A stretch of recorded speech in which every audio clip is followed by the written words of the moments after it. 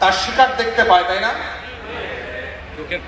5 বছর আগের বাংলাদেশের স্বপ্নের যে কথাগুলো আমরা বলেছিলাম, যে এই ফেরাউনের শাসনের পতন হবে, ওর পালানোর পথ থাকবে না, ওর বাপের থেকে ওর খারাপ পরিণতি হবে, এই ফ্যাসিবাদী নমরুদের ব্যাপারে আমরা যা যা প্রেডিক্ট করেছিলাম এবি পার্টির পক্ষ থেকে সবকিছু হয়েছে না?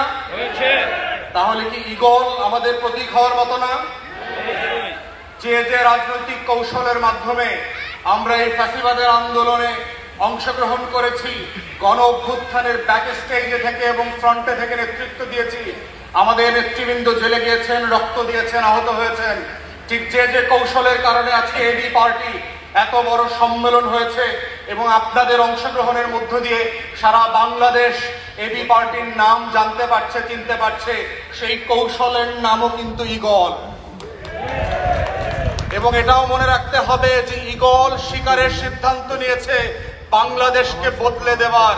এবং খোদার কসম, আপনাদের উপস্থিতিতে আমরা সবাই আজকে শপথ নিচ্ছি, এই বাংলাদেশের শিকার আমরা বদলে দেবই ইনশাআল্লাহ। ঈগল যেভাবে তার শিকারকে কখনো হাতছাড়া করে না, বাংলাদেশ বদলে দেওয়ার যে রাজনীতি, সেই রাজনীতি থেকেও আমরা পিছপা হব না ইনশাআল্লাহ। অতএব যে যে কারণে ঈগল আজকে আমাদের প্রতীক, আপনারা পাড়ায়, মহল্লায়, গ্রামে গঞ্জে এক একজন ঈগলের মতো করে রাজনৈতিক নেতা হিসাবে আবির্ভূত হবেন। আপনাদের যোগ্যতা, আপনাদের চরিত্র, আপনাদের মানবিকতা পাড়ায় মহল্লায় খেটে খাওয়া মানুষদের থেকে শুরু করে উদ্যোক্তা এবং বড়লোক, গরিব কৃষক থেকে মেঠে মজুর পর্যন্ত সবার পাশে থাকার যে রাজনীতি এবং পরিবর্তন করে দেওয়ার যে স্বপ্ন, সেই স্বপ্ন হচ্ছে ঈগলের স্বপ্ন, সেই স্বপ্ন হচ্ছে এবি পার্টির রাজনীতির স্বপ্ন।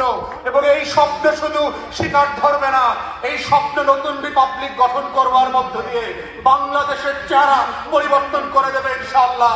যেই বাংলাদেশ থেকে আজকে তরুণরা পালাতে চায়, সেই বাংলাদেশে একদিন পালিয়ে যাওয়া লক্ষ লক্ষ তরুণরা গর্বের সাথে কাজ করতে আসবে। লাল সবুজের পতাকার কথা, পাসপোর্টের কথা পাড়ায় মহল্লায় গর্বের সাথে বলবে, সারা দুনিয়া আমাদেরকে বলবে বাংলাদেশ থেকে এসছে প্রফেসর ডক্টর মোহাম্মদ ইউনূসের দেশ, আর এবি পার্টির বাংলাদেশ। এটাই হবে সারা বাংলাদেশে এবি পার্টির পরিচয়।